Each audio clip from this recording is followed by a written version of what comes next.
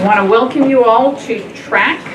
For those of you who don't know us, we are the Terrorism, Transnational Crime and Corruption Center, and we are affiliated with the Shar School and George Mason University.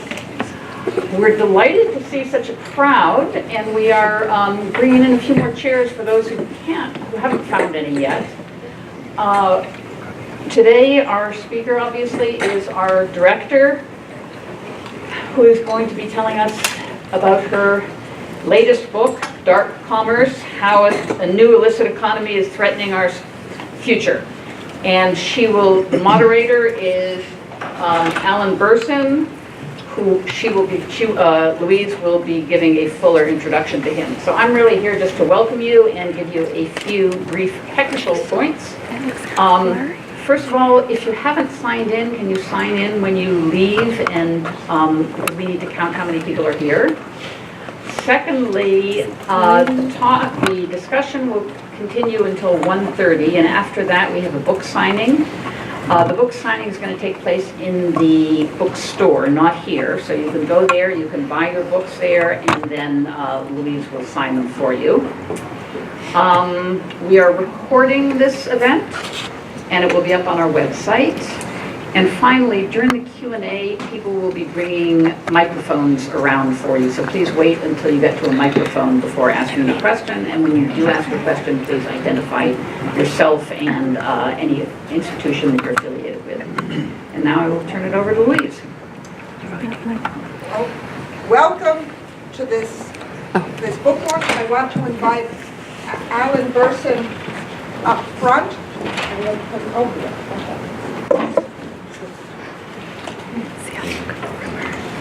Good job, already.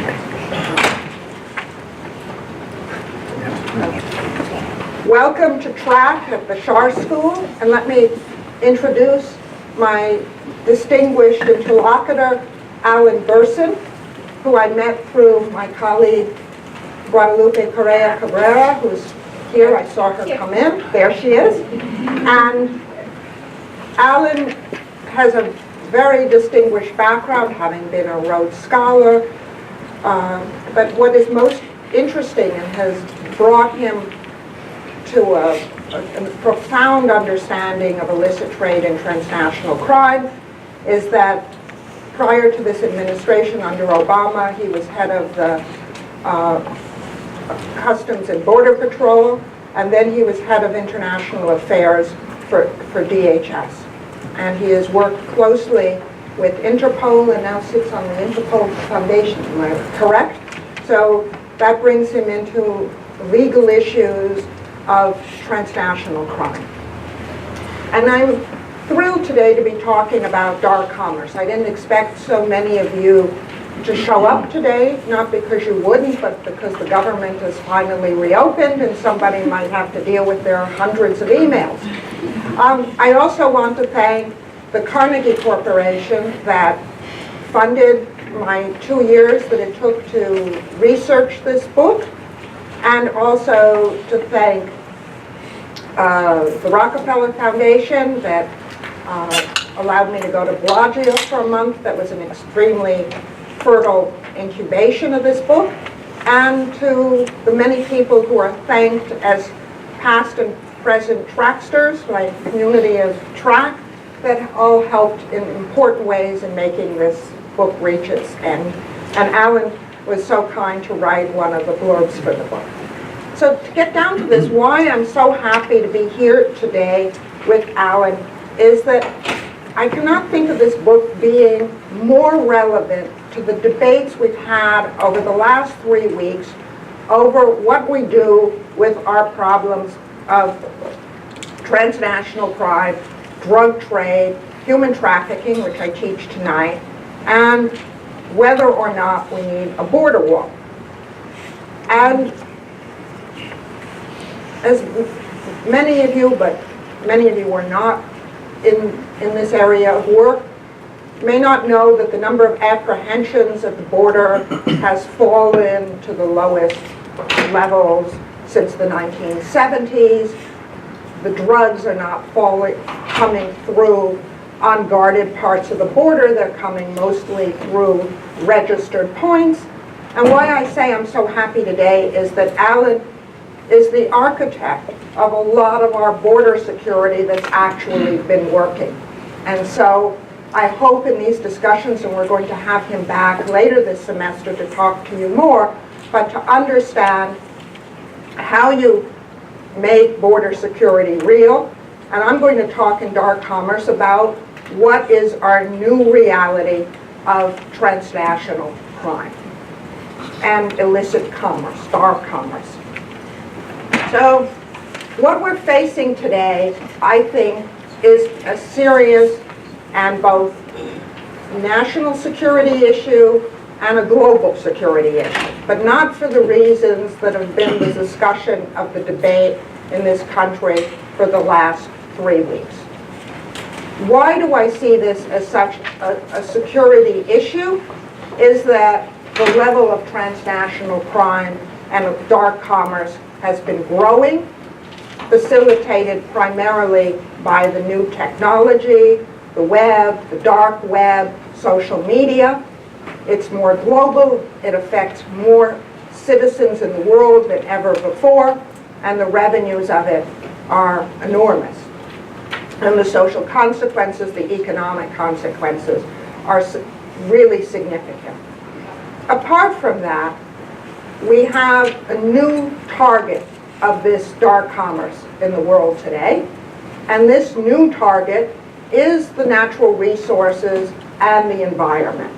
And why has it become such an important target in the world today is that we are living in what I call a resource-scarce planet, where we have the largest human population ever of 7.5 billion people, with the same amount of water, trees, fish as we always had.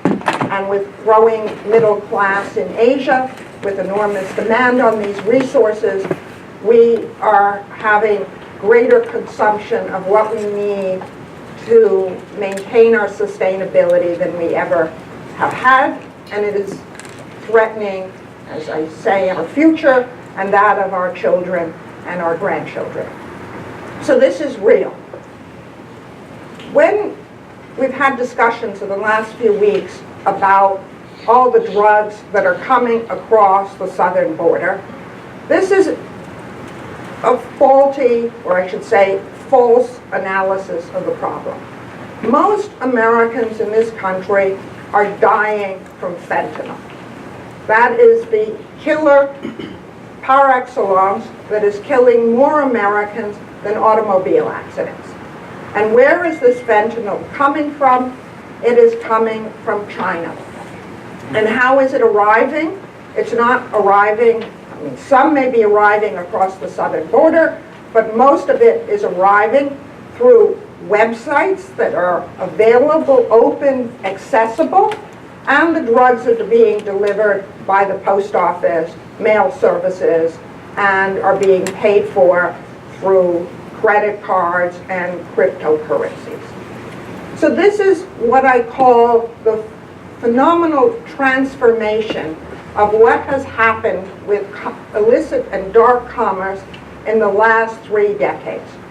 For 4,000 years, because the book goes back to Hammurabi's Code, and I have some really good and colorful illustrations that go back to e-fencing, how fencing has changed from Hammurabi to go online.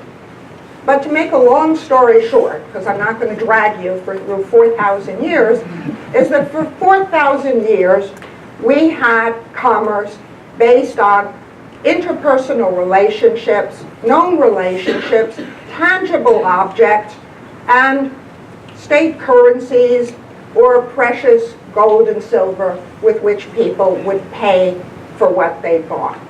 And today, what we have now is a commerce that is anonymized, in which there is no fixed state currency like this cryptocurrency that pays for drugs. And we have, in the latest stages of this dark commerce, the sale of botnets, Trojans, malware, things that you may not understand, but you don't want to meet them, because they will hijack your computer, enter your bank accounts, and help criminals steal your money. As we're talking, or we've been hearing these discussions of these bad guys coming across the border to commit this crime, we should understand that the largest purveyor of online drugs in the United States, or the first online purveyor, was a man named Ross Ulbricht, also known as Dread Pirate Roberts, who did not have a criminal profile. He had been an Eagle Scout in his youth, and he was a PhD dropout from Penn State in physics. So this is the new face of transnational crime, because he was ordering and facilitating international drug sales. And he had partners that he developed in different parts of the world. But this is what we're talking about, not a bunch of gangsters coming across our border, of sophisticated people. But I've been reading, and I read a lot on computer crime literature, on cyber issues, and people act as if this is some clean world, that it goes into cyber and we don't have street corner crime. Last night I had friends for dinner who described how she came home one night to her house in Georgetown and there was blood on the steps, and two drug dealers had killed, one of them had killed the other in Georgetown on her front step. But it is not as if the cyber world is so hygienic, because Dread Pirate Roberts, when he was sentenced to multiple life sentences for ordering hits, paying for it with cryptocurrencies. We don't know if the people were dead because they were killed around the world, but that's what he ordered. And there are two federal law enforcement agents in prison, one for stealing Bitcoin from him, and the other one for giving him insider information on the criminal investigation. So human beings are human beings, and they move their illicit activity, their corruption, their greed into the cyber world. Well, there are just a few other points that I want to make because I want to open this up to an exchange. But a lot of what we're looking at today is not just dark commerce that enriches people. Dark commerce, from the earliest points of history, has had political rationale. And many of the people who have committed or raided the caravans of the Silk Road did this under the patronage of rulers along the Silk Road. So dark commerce has served political purposes, it served economic purposes for people in power. And it still does that today. And one of the questions I ask about this fentanyl sales is it the revenge of the opium wars? Because if you remember, the British flooded China with grave political consequences with opium in the 1840s, and the second opium war was in the 1860s, where the French and the Americans joined them.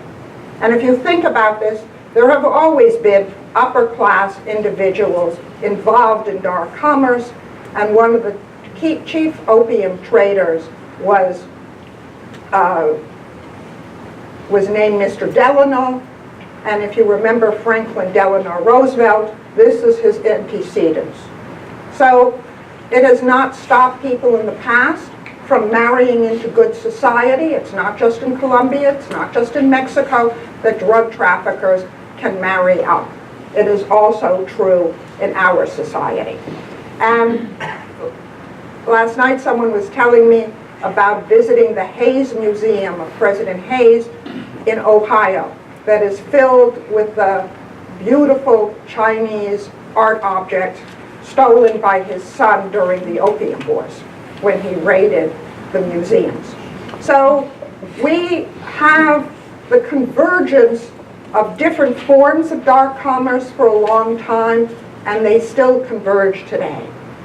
And we're going to talk with Alan about what do we do about this problem, but it is not one where we're dealing in a Westphalian state.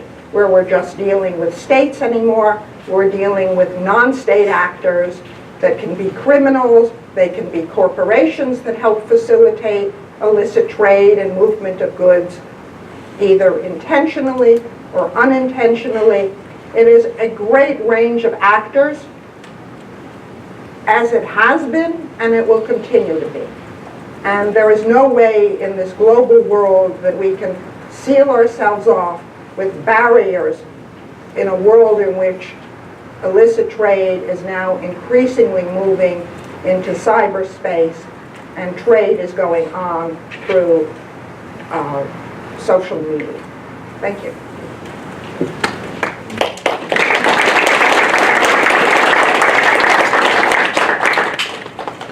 I thank the TraCCC Center and Professor Shelley for this opportunity. Good afternoon, and I must concede from the outset that I am a biased interlocutor because this book is truly a tour de force.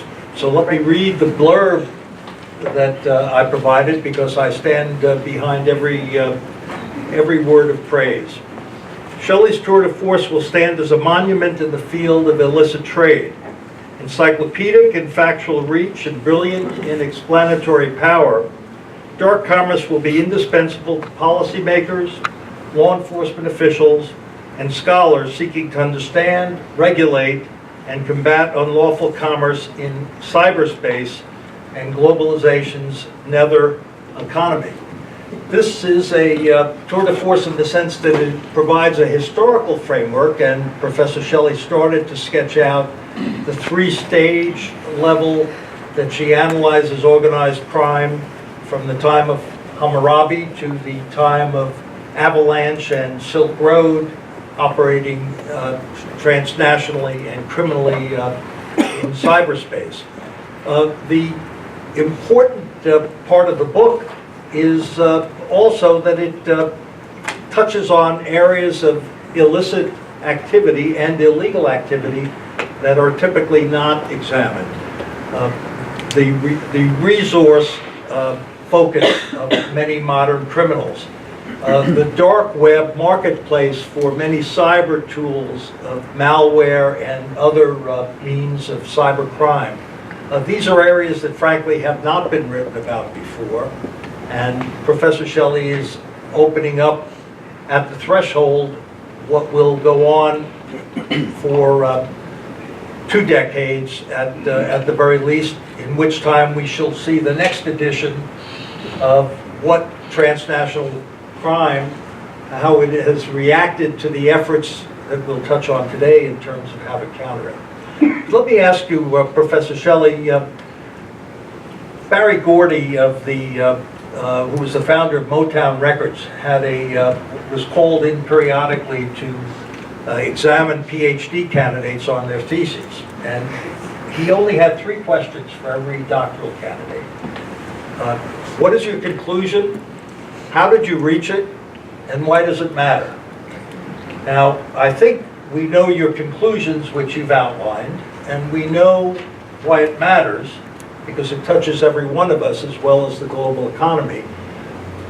But how did you conduct your research in an area that is so dark and in the netherworld of globalization that we have estimates of the reach of transnational crime and transnational organized crime that go from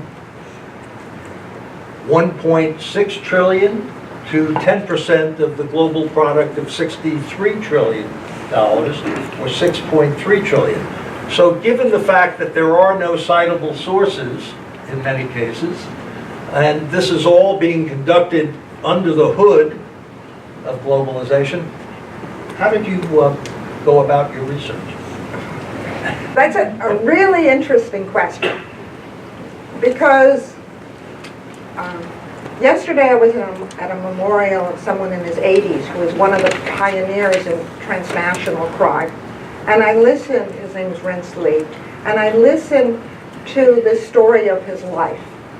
And it was so colorful of where he traveled and how many languages he spoke, and his relentless pursuit of talking to people in different disciplines, where he would talk to farmers and law enforcement and government officials, and he would go to the scenes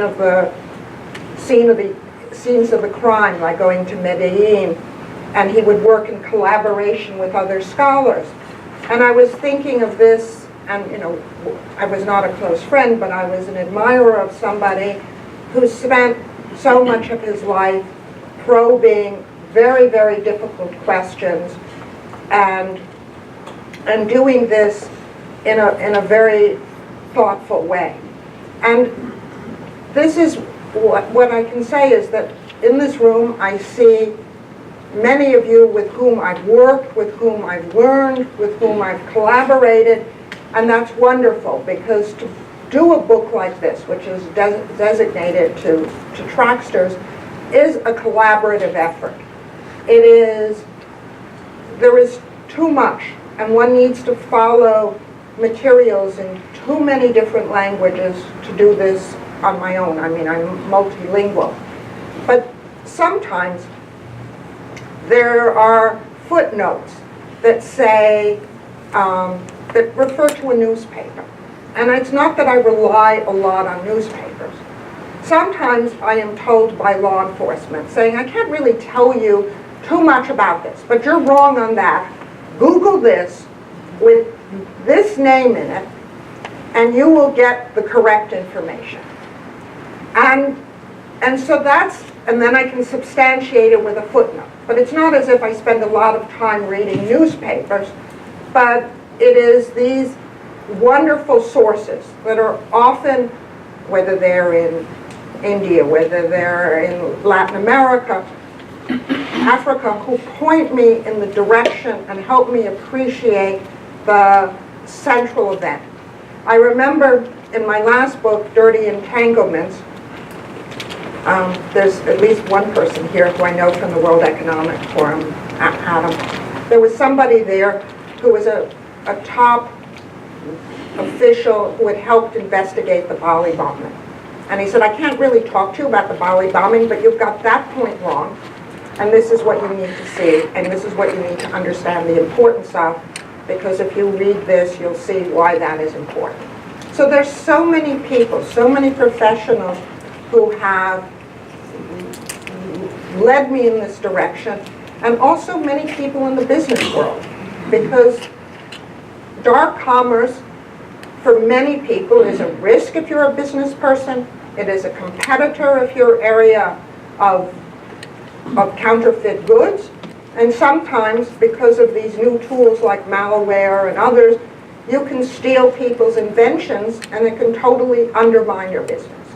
And so I've had a lot of people in the business community talk to me very openly about their problems. And that has also contributed enormously to understanding this. And then I've been to multiple meetings of multilateral organizations where I've met more people who pointed my way. And when it came to writing the book, I would look very hard to find sort of stories and illustrations that could bring it home to an audience. Because for many people, this is very outside their frame of reference. They may know that somebody in the US that they know has died of a drug overdose, but they don't understand the whole dynamics of it. So I had to build this on case studies that are not like a legal case study, but things that I could bring my points home. And I did a lot of reading and science research. One of the things I'm most proud of is that Nature magazine named it one of the top science books of the week. So that comes from reading an awful lot in conservation and computer science and other fields that I'd never really been cognizant of before. Thank you. Now we know how Professor Shelley went about a field about which the people who are engaged in it are determined to conceal it. But if you put together piece by piece and you follow the breadcrumbs, so to speak, you actually can start to shed light on this phenomenon. But Professor Shelley, give the group a taste of the kind of activity that you've looked into and how you shine the light on something like the Silk Road. What was the Silk Road?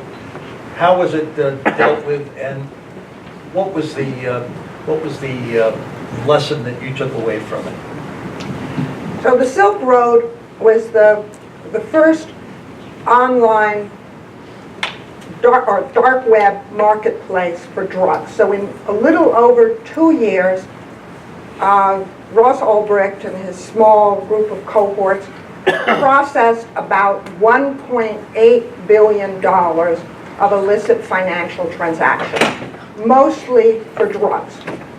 So there's a good popular book you can read on it, but I also went into the federal indictments. We had a conference here at George Mason on the dark web, and we had one of the investigators walk us through the case of his colleague who went bad. And then I knew how to Google what I needed to Google so I could put in the articles of the corruption of the investigative team. And this is how I began to understand the phenomenon, as well as talking to some of the investigators. We know the consequences of it, that people actually died from buying these drugs online. There were several cases that could be directly tied to this phenomenon. So the problem with this is that it took an enormous amount of law enforcement time to bring down this website, or this darknet site, and almost as soon as it was brought down, then the version 2.0 went up that became even larger. So we've got to do something more than just provide, engage in whack-a-mole and get rid of one bad actor to be replaced by an even worse actor. We need a strategy of how we're going after this phenomenon. And what's interesting to me is that there's a very great difference, and one of the things that I think is really original about the book is explaining from a business point of view when you use the dark net and when you use the web. And I haven't seen that written. So the web, like Amazon, reaches, billions of customers. It's quick, it's easy to use, you need no instruction on how to go into it, it's accessible. Going into the dark net is quite different. So if you're buying drugs, if you're buying kidneys, if you're buying anything else, malware, botnets, you are going into a darknet site where you cannot immediately enter. You have to build up your credentials to enter into these groups. That slows down the pace of transactions. So you don't want to be using the dark net for something that you're going to be selling for $5 or $10 if you really want to make money. And so you only go into this dark net when you have something to cover and that you know that law enforcement may come after you. What we're having with fentanyl is that fentanyl is now being sold on Chinese platforms because the Chinese government is not going after English language websites that are targeting the American, the Canadian, the German market. So that's why you can still buy drugs easily through the web and not through the dark net, but that has to be done by Americans because our law enforcement is onto them. So the Silk Road is the example of the kind of transnational criminal activity being conducted online, a far cry from the mafia, where in fact there was a large organization that depended on resources and on organizational discipline to keep large numbers of people, primarily in Europe, but also in other places in the world, in line, so to speak. As Professor Shelley has indicated, the use of the online and the accessibility, not to the dark web, but to cyberspace generally, has facilitated the fragmentation of organized, of transnational criminal activity. Let me ask you, Professor Shelley, to comment on, with the amount of transnational criminal activity that is, you sense is going on in the netherworld of globalization, how much of this is by these new kinds of smaller groups, and how much of it is attributable to transnational organized crime and criminal organizations of large magnitude? And the second question is, with regard to transnational criminal organizations, TCOs, or transnational organized crime, TOC, how far are we dealing with non-state actors in the terrorist context, whether it's Boko Haram or Al-Qaeda? And how much are we dealing with state actors, that is, governmental entities that are now collaborating with transnational organized crime to achieve both economic and political objectives? Because this is such a latent phenomenon, it's hard to give a financial price tag to all of this. I'm part of a group called the Network on Transnational Organized Crime, and I say that we're not only dealing with organized crime. This much harm to the planet cannot be done just by criminal organizations. One of the case studies I give in the book is of the deforestation, the illegal deforestation of part of Sarawak and Borneo, and that one operation, or over a period of time, brought the corrupt government official of Sarawak $10 billion. So this is not organized crime. And as I'm saying, this much damage cannot be done just by organized crime. There are not enough of them to do this much harm to the planet. When we think about how much of the counterfeits, which is part of dark commerce, it's the largest element, it's been estimated at $500 billion a year. One of the things that I do in last semester in my class on illicit trade was take them to a website in Amazon to buy your tools to recharge your Apple phone, and it talks about all of this stuff being counterfeit, but it's still up there, it's still being sold, and this is a corporation facilitating transnational crime. DARPA, which helped develop the internet, did a study on the ads on human trafficking and found that in 2 years, $250 million worth of ads were put on the internet for sexual services. Now, these ads are not expensive, maybe between $5 and $25, which gives you an idea of the volume of this trade. So maybe the criminals are placing this, but this has also been run on Craigslist, Backpage, so they're corporate sponsors and facilitators. So we're no longer talking about criminals being just involved in this activity. Part of the research, when you ask about how much of it is terrorist, is Camilo, who's here, who was helping me on Colombia. And before the FARC went to the negotiating table, they were making more money from the sale of gold that they were making than from the sale of drugs. And some of this gold was being shipped, because I met the investigator in the US, to a smeltering plant that was processing it in Florida. So this is an involvement of terrorists with legitimate actors who are processing this. Somebody's transported it, somebody is refining it.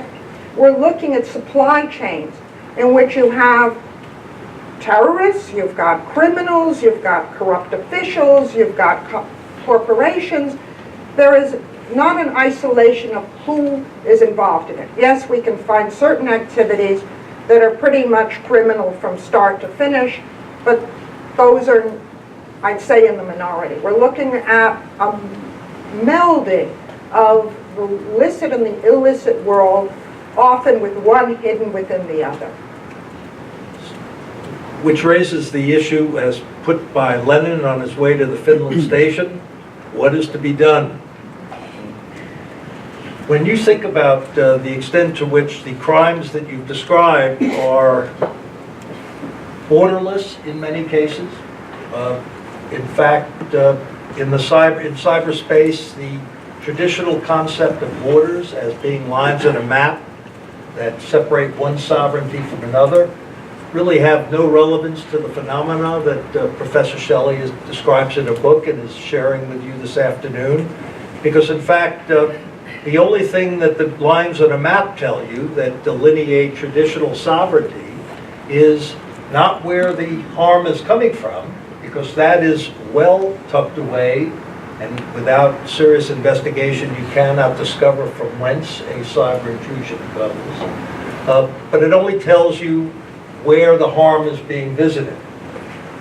In a world in which the nation state, which is the way in which the international system has been organized since the 18th century or the 17th century, the Treaty of Westphalia, which you referenced, in which we consider the nation states to be the basic geopolitical unit in international affairs, as opposed to the tribe or the empire, we have a system of international relations that's organized around the nation state, and yet we're dealing with transnational phenomenon that transcend any particular sovereignty and present a threat to the whole, and yet we find the parts particularly ineffective in trying to counter transnational criminal activity. First, do you agree with that assessment? And if so, what are the implications for countering transnational crime going forward? I agree with that assessment, except in one thing, in which you talk about harm being in one place. And to me, the harm is often in multiple locales. For example, in the Borneo example, the rainforest was almost obliterated.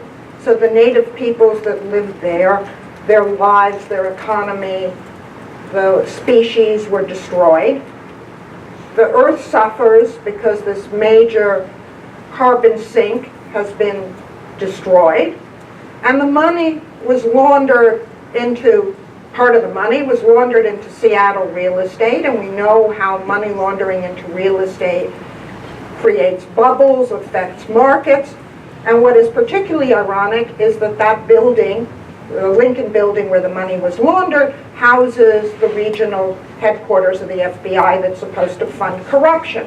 And what happens when a foreign entity that is not clean is owning one of our agencies most designated to guard our security and protect us against terrorism? So I don't see this harm as being in one locale. This transnational crime has different harms along the whole supply chain. And that's, so when we're talking about harm, we have multi-sectoral harm. And how do we go after something like this?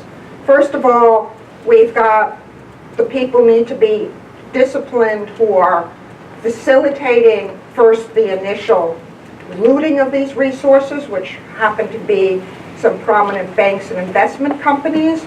We had money launderers who knew what they were doing in helping receive the money. Some of this money went up the supply chain in Malaysia, and we've seen the 1MDB scandal, so we see the harmful consequences of corruption. So all of this takes different strategies to deal with different pieces of the puzzle. And we also need citizens, as has been happened in Malaysia, who got so disgusted with the corruption that there was, a change in government that leading to more accountability and information sharing that is allowing transnational prosecutions of it. The conventional government response to criminal activity, be it local or transnational in nature, is the criminal justice model. the arrest, prosecution, trial, incarceration model in a world in which much transnational crime, illicit and dark commerce is being conducted in cyberspace, where law enforcement authorities do not have access to the criminals who are perpetrating this. What then is the implication for use of the criminal justice model as we see the threats accrue in the future? That's a wonderful question.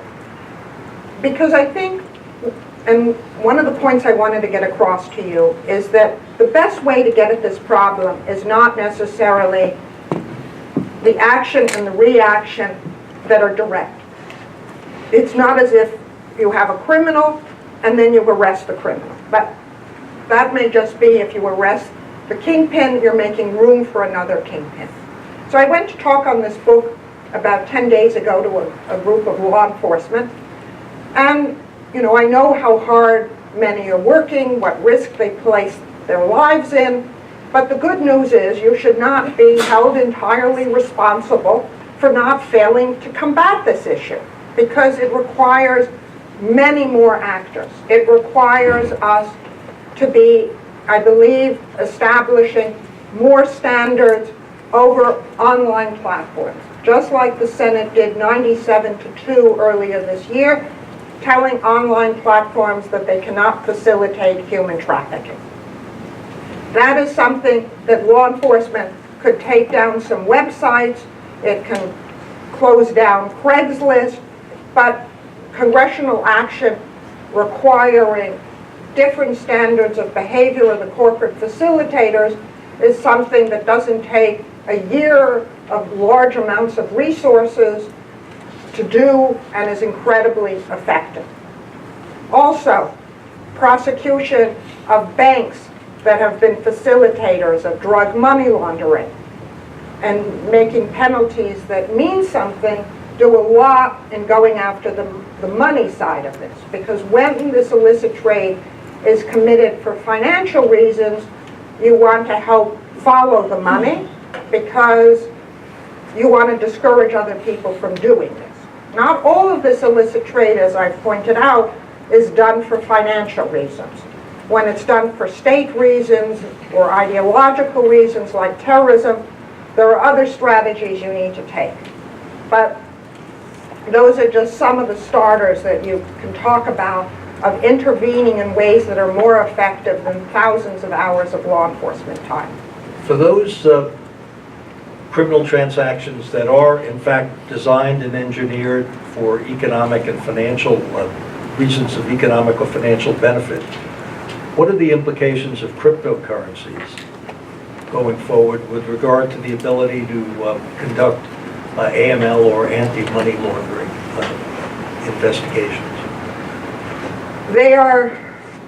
It makes it extremely difficult. And there are some people in this room I know who are specialists on this, and some, at least one I've even conferred with on these issues. So it is a whole new difficult world in which to function, which requires a lot of new skill sets of law enforcement, many of them who don't have this around the world.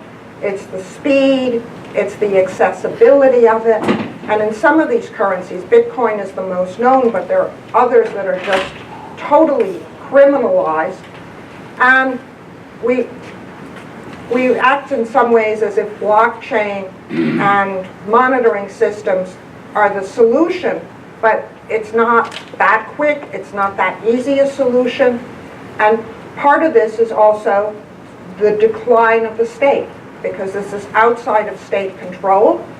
And that's another evidence of one of the problems that we're facing as we go forward. And I believe this will increase in the future.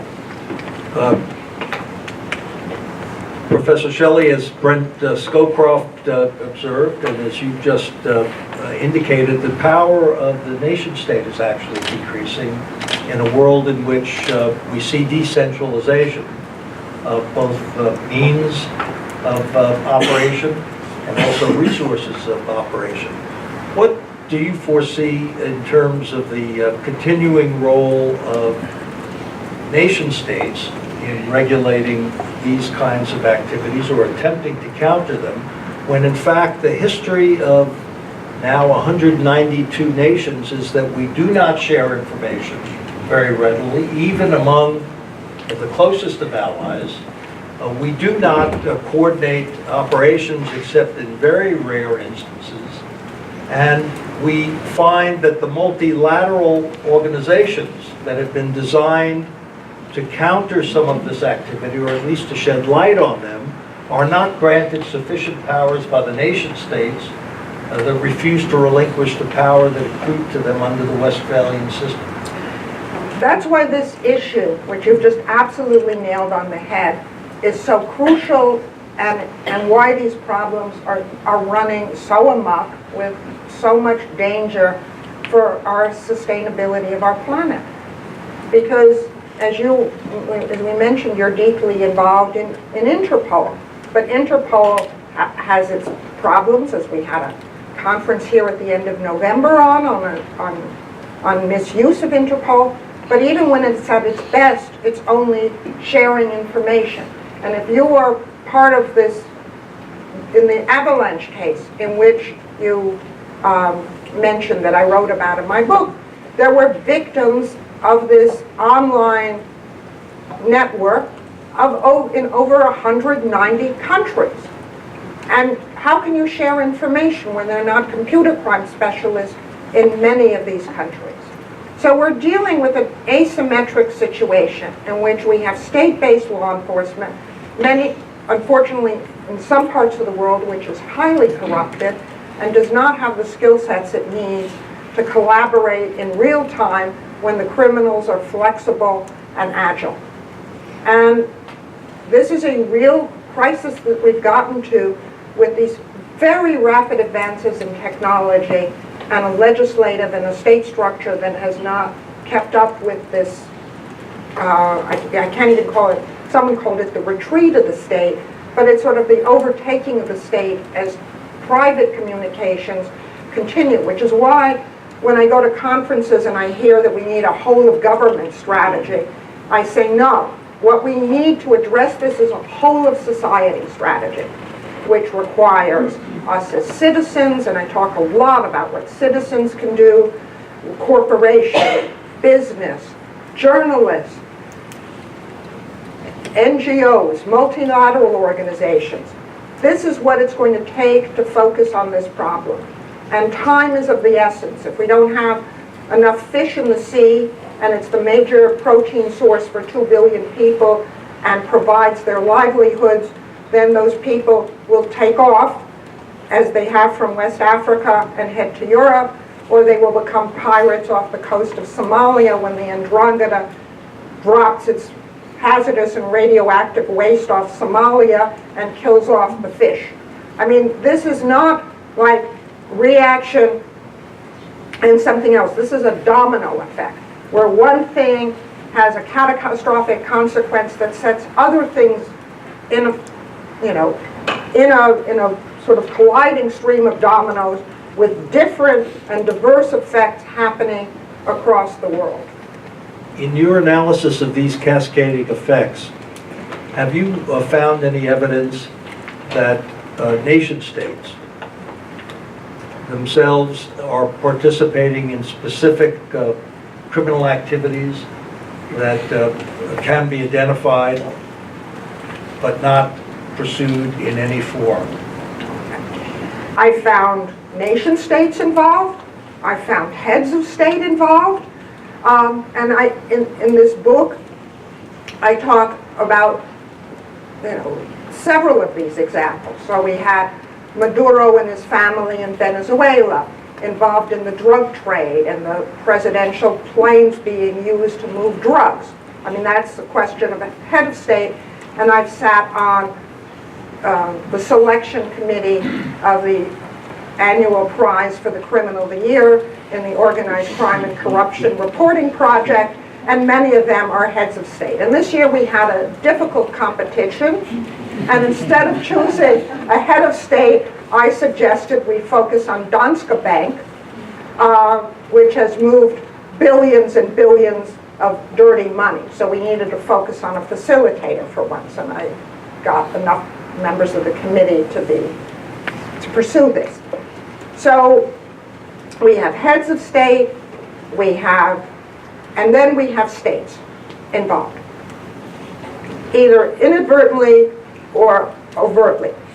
And one of the examples that I talk about is my case of Russia, and how when we finger sometimes they're criminals, they get, there's a case that I write about called Pharma Leaks, which was selling Viagra on a massive scale with the largest amount of spam that they generated. And when they were put out of business by a bunch of computer scientists who managed to break this activity, one of them was eventually went to prison, not for his involvement in selling pharmaceuticals he shouldn't be, but harming some other oligarch, but we fingered him as a super cyber criminal. So what did the Russians do? They offered him what I call in Monopoly, your get out of jail free card. And what does this man do now? He runs the national payment system of Russia. So, why do you put a criminal in charge of your national payment system? I think we understand that in terms of what's been paid for. And he also ran the largest botnet system, because to generate the largest amount of spam in the world, you need botnets.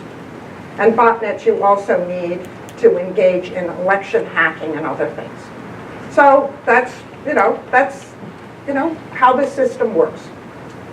In the late 1980s, President H.W. Bush ordered the invasion of Panama to remove then Panamanian President Noriega, who was engaged in precisely this kind of activity. Yes. What we see is a merging, at least in terms of the reaction to transnational criminal activity in a global context and in cyberspace, a merging and a blurring of the bright lines that existed traditionally, at least in this country, between law enforcement and national security. Do you see that as a phenomenon that is likely to continue, such that we have warrior lawmen that are capable of actually acting, not necessarily to arrest, although that was the case with Noriega, but rather to disrupt and to counter some of this activity in a more kinetic way than has traditionally been the case, recognizing that putting that square peg in a round hole will be enormously complicated politically, legally, and culturally. Thinking of this situation, I remember how poor Mr. Noriega, I can't feel very sorry for him, but Mr. Noriega was exposed to continually playing loud music. Remember that? And it's only, if that's all it took to disrupt this, or to remove some facilitator, is annoying music, we'd be a lot farther ahead today than we were then.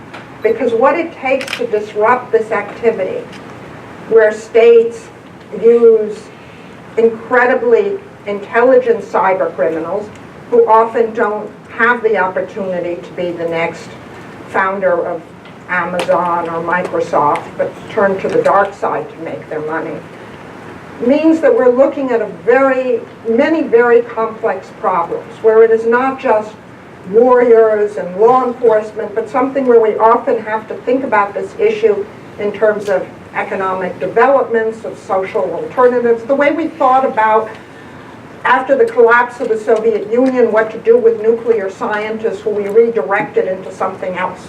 Maybe what we need to think about is how we take the cleverest cyber criminals and find some useful way to redirect their talents, rather than just thinking about law enforcement, intelligence, military, but think about this in much more complex and innovative ways of what motivates people and what can move them in other directions.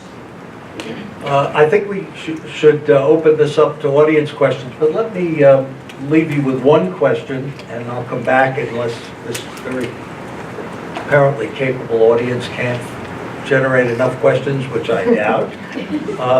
But at the end of the day, from the time of Hammurabi and the fencing, as you describe it in your book, to the avalanche and the Silk Road and the kind of activities that you've outlined for us today and taken up in depth in the book, in each case, or in many cases, what the criminal element is doing is responding to a need that is not being met by the legitimate marketplace.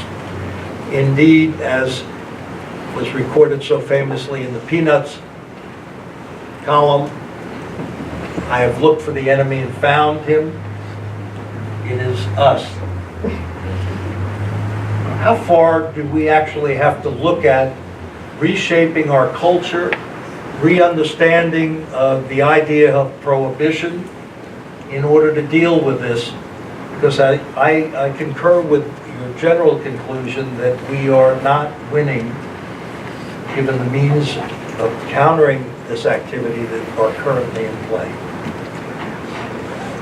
I think there's so many different ways. I mean, just as you were asking me this question, I was thinking about citizens buying fish and being more acutely aware of supply chains.